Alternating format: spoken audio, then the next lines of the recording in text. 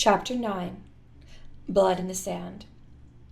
Drei jumped to her feet and ran out, dried blood still clinging to her cheek.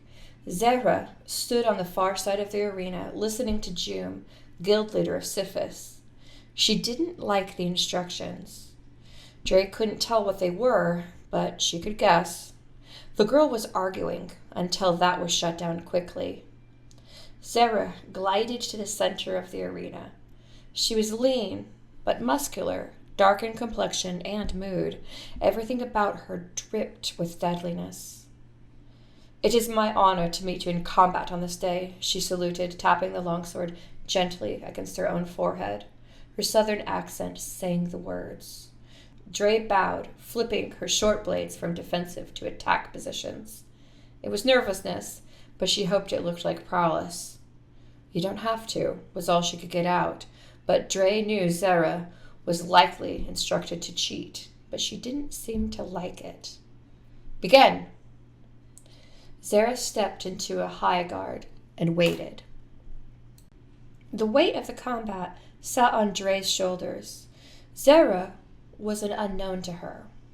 Drei moved in an arc around her, watching for movement. Both of Zara's hands held the sword, but the back hand was loose. Not just for mobility.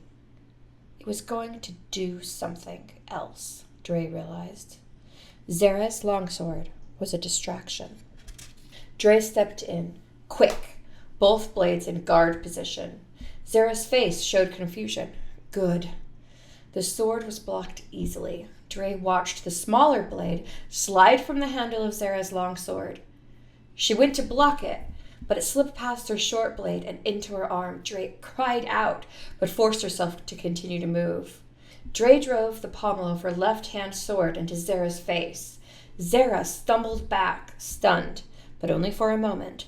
Zara pulled on the small dagger with a twist. It was stuck. "Submit, your fight is lost," Zara commanded. Drei's right arm followed where Zara pulled, helpless. Zara's sword hand swung again, but Drei was inside her guard. "No!" Drei grunted, tears in her eyes. Only having her left hand, Drei punched again, this time up into Zara's chin.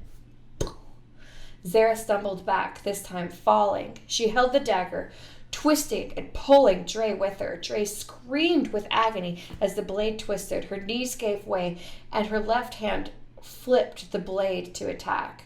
Zara released her sword. The second tiny dagger in her right hand came toward Drei. Drei dodged away, planting the sword for leverage. She rolled from Zara. Drei stood, panting, watching. Zara remained, unmoving. Her arms dropped to her sides.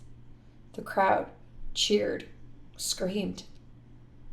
Drei's ears pounded. No, Drei sobbed, tossing her weapons down. She straddled Zara. Zara's neck had one thin puncture. Blood pooled. Zara's eyes stared up, cold, empty. "I didn't mean this. Please," Drei pleaded, holding her cooling face in her hands. Cade pulled her away, half walking, half dragging her back to the pen, her sobs trailing behind. The rest of the day was somber. Drei had one other competitor who forfeited, a young fighter, untested, and likely afraid of death. Sen fought twice more, each time winning, but there was little joy. Cade tended the stab wound, a through and through, between the bones of Drei's forearm. It would heal. "This takes me out of the competition?" Drei asked. "Not necessarily. You have a few days. This will not heal by then. It might be worse. It must be stitched, treated to prevent infection." "Is this what Rohma meant?" Drei asked. "The hidden blades Zara used were her tactic, but I think she was instructed to hurt you." Cade took her to the healer's tent. The herbalists were mystics, like Rohma, but specially trained. Now they wore white and moved in silence. No one could recall a herbalist ever speaking. One stepped forward, her expression unreadable, her presence almost faded. She rested a hand lightly on Drei's head. The pain in her arm evaporated. The sudden loss of it was a shock to her system. She gasped. Drei, we must talk about this. Zahara, Cade began as the doctor sat down to stitch her arm. The doctor listened, but didn't take any heed. I'm so sorry. Tears leapt to her eyes again. She shook with shame and self-doubt. No, this is our life, Drei. This is what most of our life is. We're killers, and you have killed. Cade stroked her hand. Not like that. That wasn't right. Drei shook her head, tears falling. It's never right. It's never honorable, and it's never fair, Cade whispered. She wasn't a threat. Really? You know that second blade wasn't for your neck? Cade asked, squeezing Drei's shoulder. Was it? Drei looked at Cade, her eyes truly surprised. We will never know, Drei. That is the pain of it. Death. It's never necessary. It's never like in a story. It's always regrettable. This isn't the life you have to lead. I know. I chose it, Drei answered, fast, stubborn. No, Cade replied with finality. Think on it. This will not be your last if you take this path.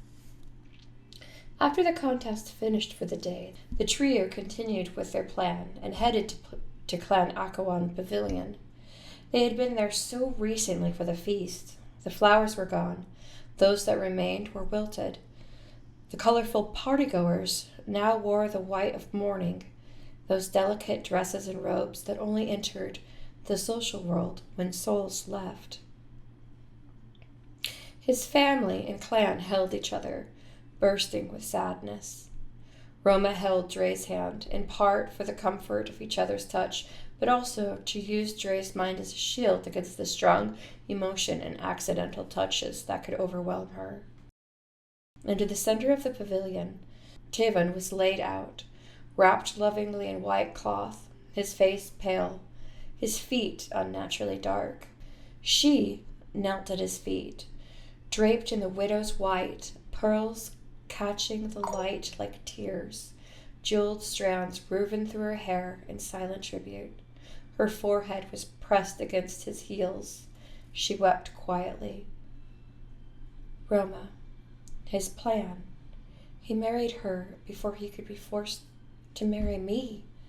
Drei shivered. More pain laid at her feet. The girls embraced for a moment. I need to know, Drei. Did someone from her own blood do this, or was it an outside hand?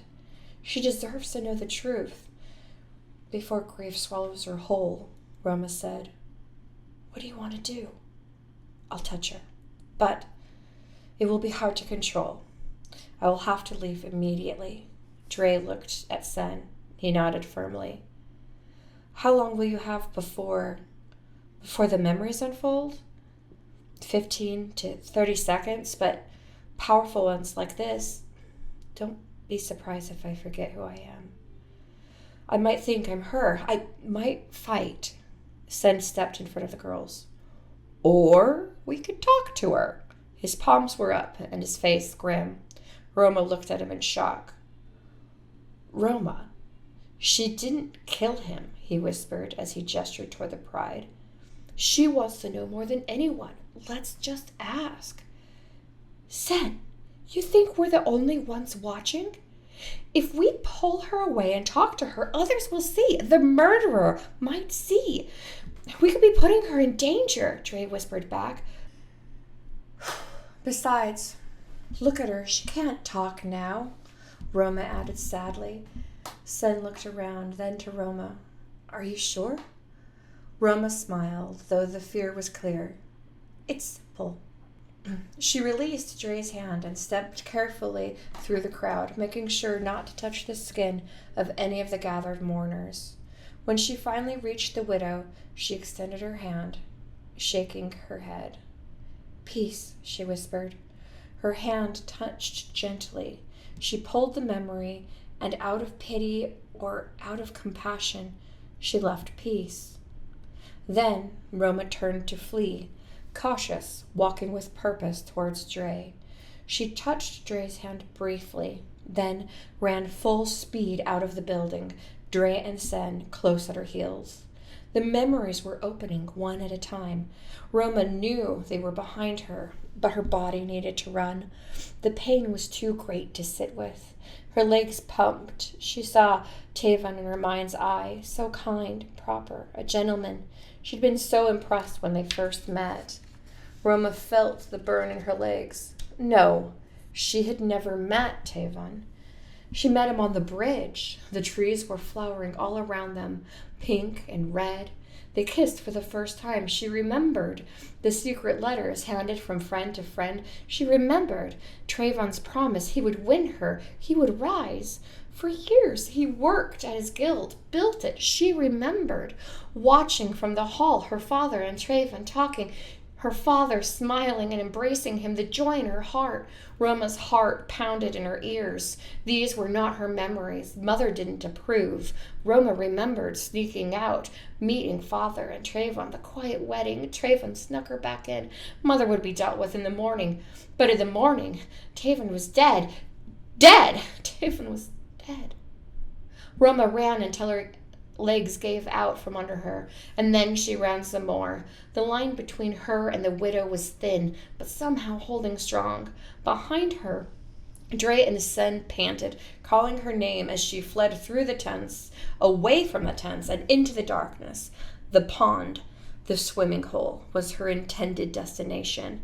But seeing the cool black water, she ran into it, stumbling as she sank and fighting to go farther.